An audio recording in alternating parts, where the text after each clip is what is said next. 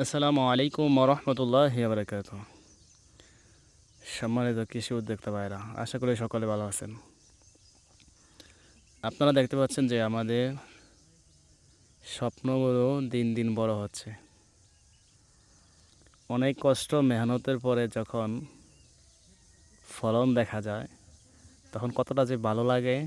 যে সবজি চাষ করে, যে সবজি নিয়ে কাজ করে, সে একমাত্র বলতে পারে। দিন দিন আস্তে আস্তে আমাদের ফলনগুলো বড় হইতেছে।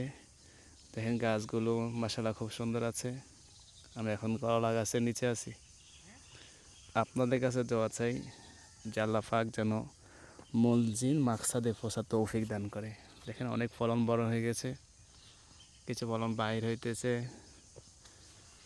এভাবে পুরা খেতি মাশাআল্লাহ আলহামদুলিল্লাহ করলা জারি চলে আসছে। আপনাদের কাছে দোয়া চাই। ফি আমানিল্লাহ।